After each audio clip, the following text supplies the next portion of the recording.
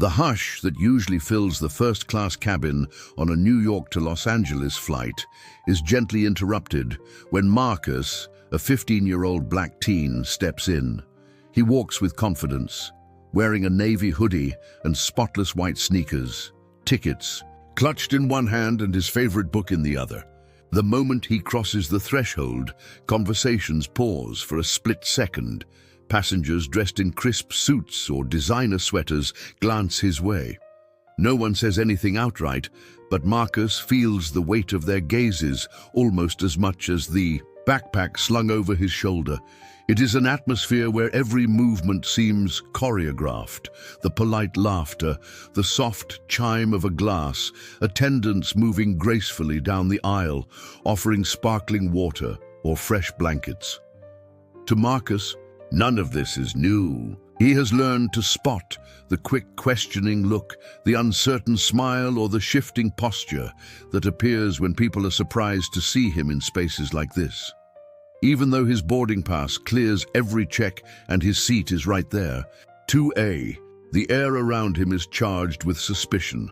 That book in his hand is both a comfort and a shield, something he uses to remind himself that he belongs here, rights intact or not, and that he has walked through these unspoken barriers before. Jessica, the lead flight attendant, spots Marcus as she makes her way down the aisle with practiced efficiency. Her eyes linger for a moment longer than usual, sizing him up with a look that blends skepticism with the quiet authority of someone used to being in charge. Stopping right by his seat, she gently taps the closed cover of his book, just enough to pull his attention away. "Excuse me, young man, are you sure you're supposed to be sitting here in first class?" Her words are polite, but the way she says them leaves no doubt that she expects a different answer, that somehow there must be a mistake. Around them, the other passengers shift uneasily. A man a few seats away coughs. Someone else stares out the window, pretending not to notice. It is not just about a seat number or a boarding pass. The question hanging in the air is about belonging, about who is truly allowed in spaces like this. The silence from the rest of the cabin makes everything heavier, turning a simple request for confirmation into an invisible wall. Marcus senses it in every heartbeat, every onlooker's hesitation, the accumulated discomfort that no one is brave enough to call out. Marcus calmly reaches into his pocket and hands Jessica his boarding pass.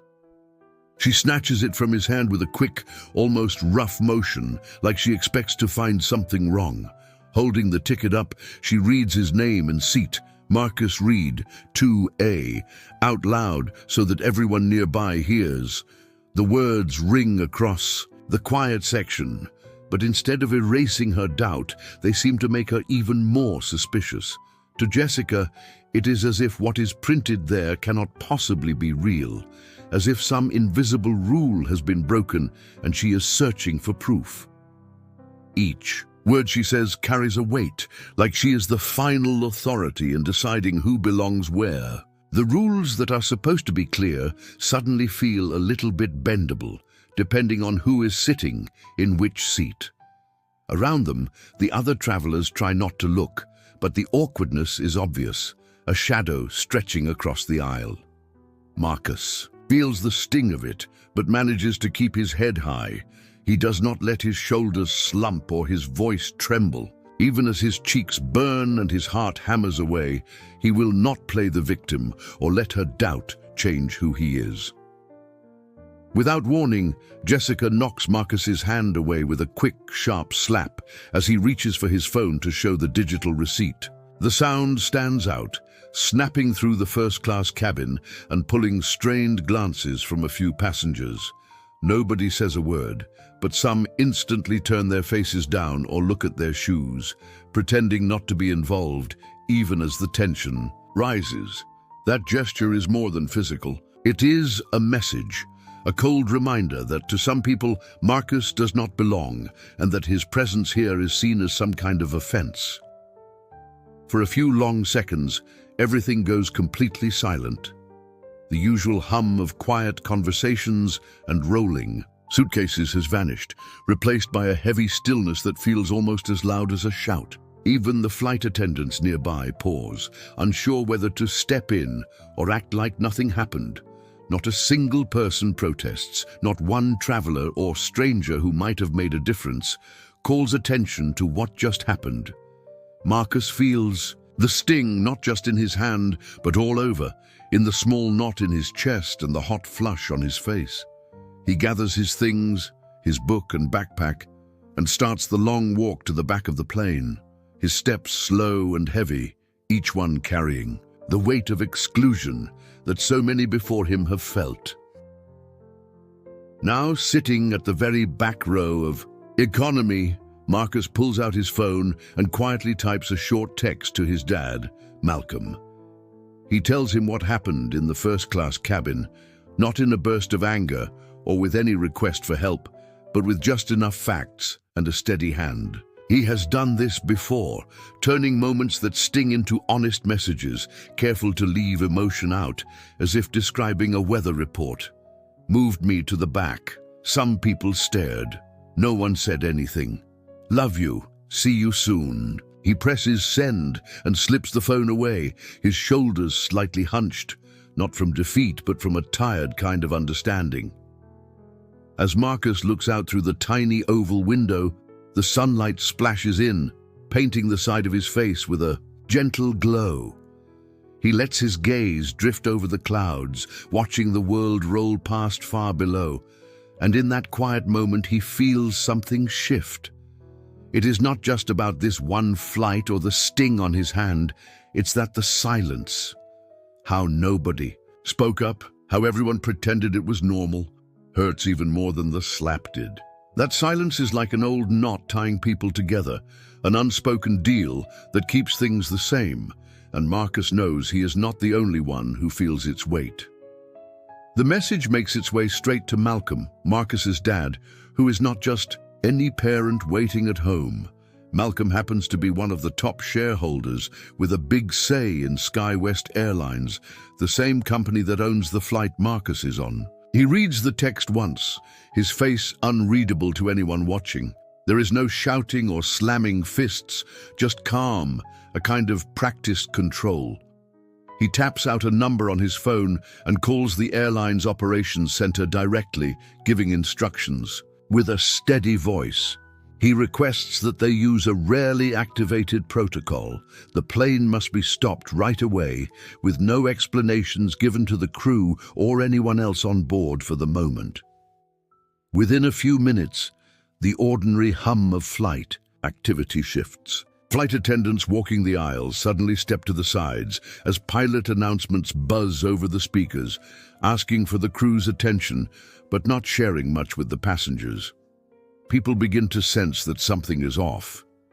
The usual calm dies down, replaced with uncertainty and a nervous silence that spreads through every section of the plane, from first class to the last row of economy. No one really knows what is happening, and that confusion hangs heavy in the air. Up front in the cockpit, Captain Anderson gets an urgent message from the ground control, short and direct.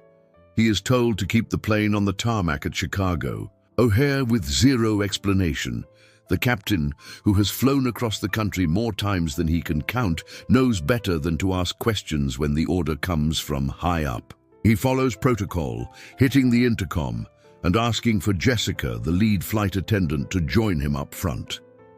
Jessica straightens her jacket and walks briskly toward the cockpit, not showing her worry on her face, but feeling it build inside her. She is not used to being caught off guard. Usually, she is the one in charge, handling any problem without a hitch, but this is different. She cannot read what is going on, not from the crew's whispers or the puzzled faces of passengers. There is a prickly feeling at the back of her neck as she realizes she has lost her usual grip on control.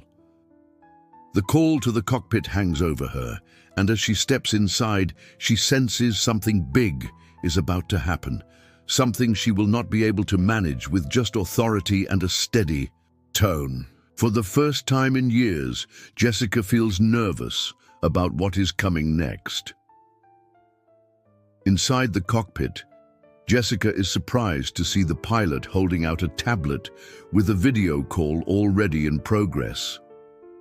When she looks at the screen, she spots Thomas Hayes, the CEO of SkyWest Airlines, waiting for her full attention. There is no small talk or polite build-up. Thomas tells her right away that he knows about what happened with the passenger from seat 2A.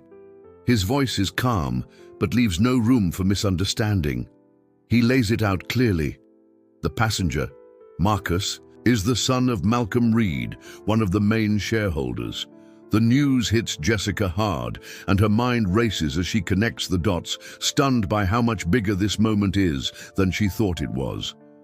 Before she can even think of an excuse, Thomas spells out exactly what needs to happen. She has to go back into the cabin, apologize to Marcus in front of the whole flight, and personally return him to his first-class seat.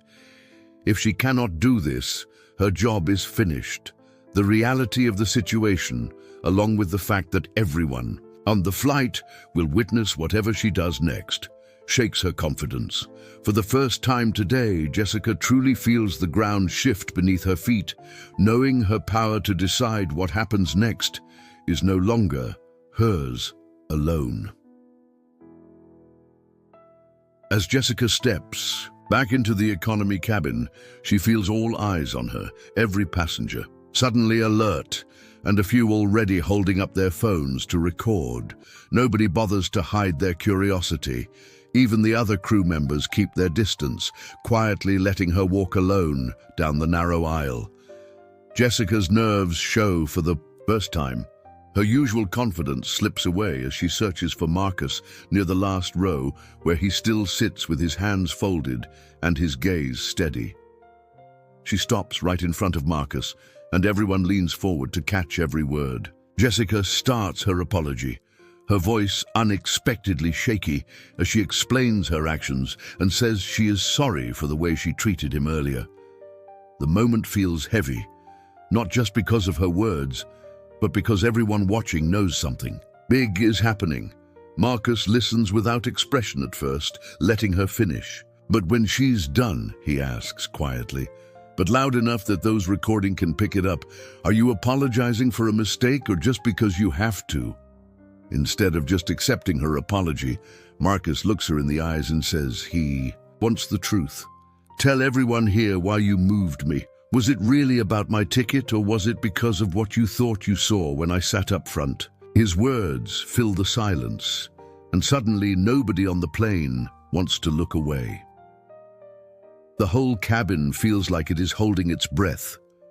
After Marcus speaks, nobody says a word, not even the babies cry. People just keep their phones pointed, recording, some now barely blinking as they take it all in. When Jessica finally lowers her eyes and admits in plain words that it was not really the ticket but her own decision based on an unfair judgment, a ripple goes through the passengers. For a moment, there is a sort of uncomfortable relief. A hidden truth, now out in the open for everyone to hear. Marcus stands up. This time, nobody questions him. He picks up his backpack, still half-zipped, and starts walking up the aisle. As he passes each row, the people who once stared in silence now meet his eyes, some nodding quietly in support or simply moving aside with understanding. It is as if the entire balance of the airplane has changed in those few steps. Walking back to seat 2A, Marcus does not bow his head. He walks with a calm dignity, making it clear this moment is about something bigger than just a seat. Jessica stands to the side and watches, her hands clasped together, feeling exposed in a way she has never known before. The authority she held over the cabin has turned into a lesson she cannot escape, and she feels every set of eyes recognizing just how quickly respect can shift when the truth finally shows itself. As Marcus settles back into seat 2A, the air in first class feels different, like something important just happened and everyone knows it. While he tries to get comfortable over in economy, a college student named Mia uploads a video she shot on her phone while everything unfolded. It barely takes any time at all before notifications on her feed start jumping. Her video showing not just Jessica's harsh words and the way Marcus was removed, but also the stunned silence from the rest of the passengers starts blowing up on social media. Pretty soon, the clip is everywhere. People across the United States begin to share and comment. The conversation online moves fast. Thousands of people are suddenly talking about Marcus, about what it means to have someone kicked out of a seat because of how they look, not just because of a mix-up with a ticket. Questions pour in. How is this still happening to a black teenager in the 21st century? Where were the voices standing up for him? The outrage grows quickly. For many, it is no longer about one flight or one rule broken. It feels like the video shows something that has happened to others too many times before. Marcus, without planning it, has become the start of a much bigger discussion. Back at the SkyWest Airlines headquarters in Atlanta, things move quickly as the communications team scrambles into crisis mode. Notifications keep dinging on everyone's computers and phones. The number of negative mentions is climbing by the second, and news outlets have already started tagging the company in posts. The team knows they cannot afford to sit and wait this out. They print out statements to review, argue over wording, and try to anticipate the next wave of public backlash. Their main concern is restoring trust. They all understand that if this conversation keeps growing, it could do more than just hurt SkyWest's brand. It could lead to lawsuits, protests, or worse. Time feels like it is slipping away as they debate about what to say and how quickly to say it. Meanwhile, inside the plane, the energy has shifted again. It is quieter now, but not the kind of uneasy silence from before.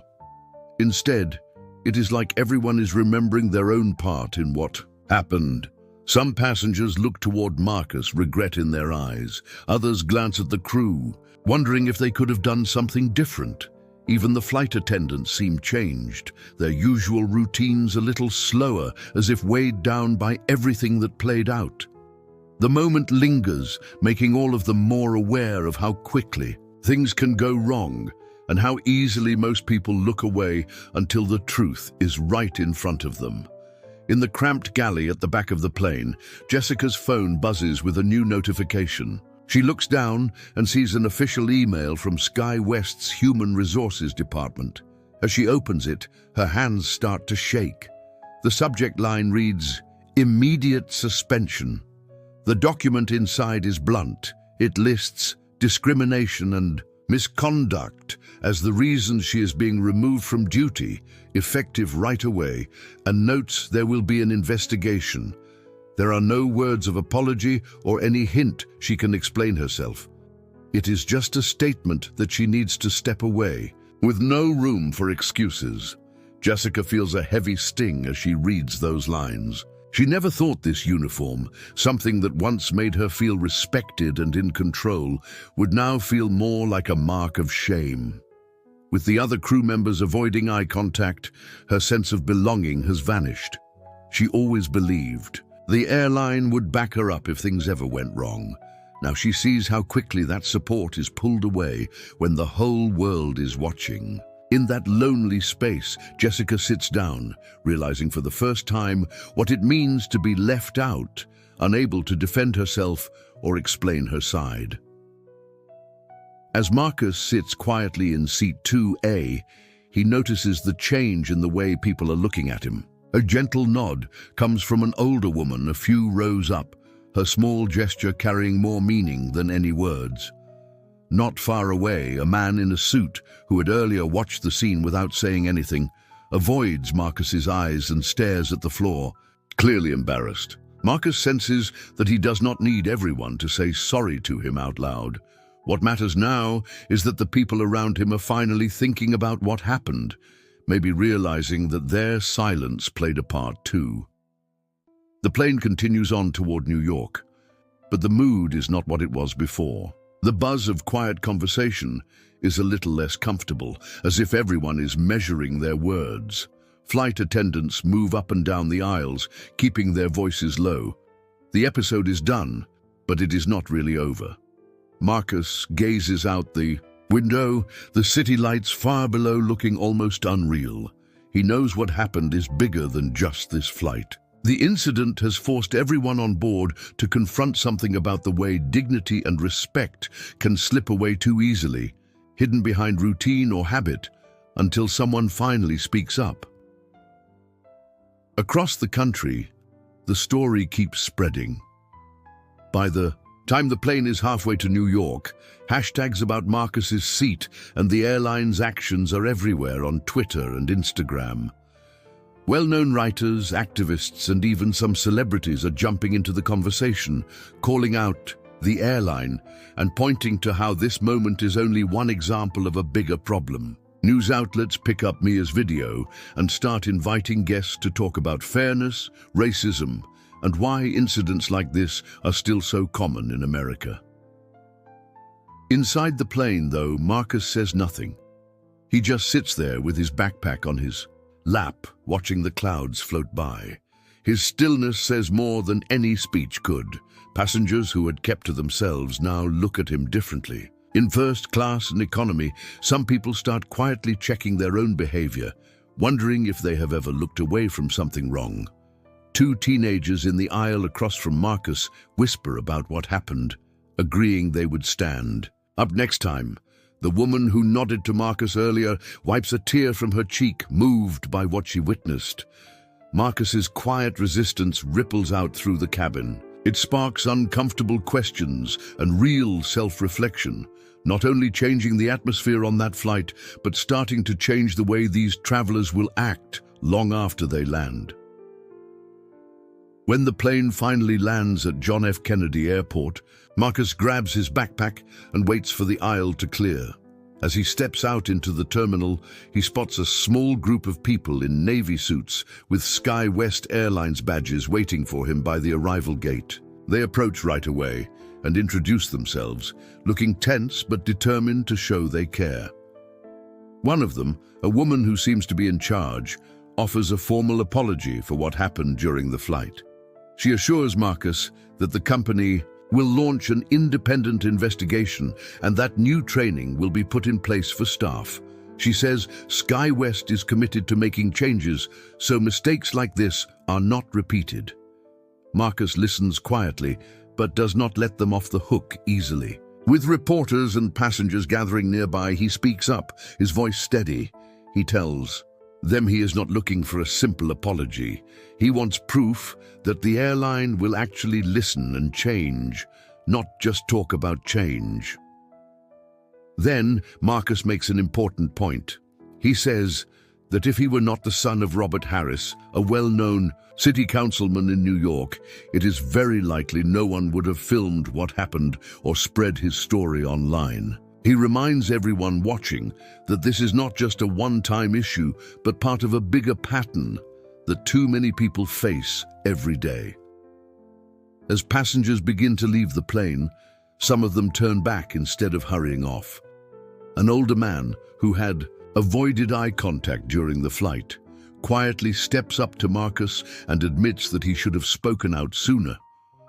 Not far behind him, a woman with a red scarf, one of the first-class passengers, says that she will never stay silent again if she witnesses something unfair. Others nod in agreement, a few even apologizing to Marcus directly. Several people confess that in the moment they felt powerless or unsure, but now realize their silence only made things worse.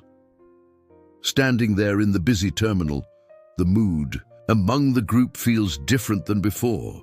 There is a sense of people finally being honest with themselves and each other. They are not just upset about what happened, they are upset with their own part in it. Through it all, Marcus stays calm. He does not get angry or look for someone to blame. He tells those who approach him that what matters most is what they do next. He wants them to really understand how dangerous silence can be. Even the airline staff watch and listen, taking in the moment. The way Marcus carries himself starts to shift the thinking of everyone nearby, making it clear that real change always begins with honest reflection. Jessica waits until most of the passengers have left before standing up and slipping quietly into the aisle. A Sky West supervisor stands nearby with a clipboard. Without making eye contact, Jessica signs the suspension papers that are quickly handed over. There are no words exchanged beyond a formal thank you. The flight attendants who used to joke with her or nod in greeting now step back, watching silently as she gathers her things. She walks down the aisle at the pace of someone who does not want the moment to end, each step marking how much her life has changed in a few short hours. The row after row of empty seats makes her feel exposed, where she once felt important. In her uniform, now it just feels heavy. Jessica can barely remember the pride she used to feel when she scanned tickets or moved with purpose through airport terminals. She understands now that the airline's protective shield was not unconditional. It disappears as soon as she becomes a liability, no matter her previous service or loyalty. For the first time, Jessica thinks about what real authority should mean. Maybe it's not about making decisions for others, but about admitting when you are wrong and being willing to grow, even when it's hard. In the busy arrivals area, Marcus finds himself surrounded by reporters pushing microphones and cameras his way, hoping for a dramatic soundbite or maybe a tearful reaction. Some try to press him with leading questions or ask if he plans to sue the airline. Marcus keeps his answers short and steady. He tells them all he really wants is for people, both those flying and those on the ground, to look at what happened and think about what it means. Not just for him, but for anyone who could end up in his place. He politely declines any interviews he feels are just looking for headlines without real understanding. Then his father, Robert, appears at the edge of the crowd, arms open. Robert does not say much, but the relief and pride in his face are clear. He pulls Marcus in for a quiet hug. No speech is needed. In that moment, Marcus feels the weight he has been carrying start to lift a little, knowing he is not facing this alone.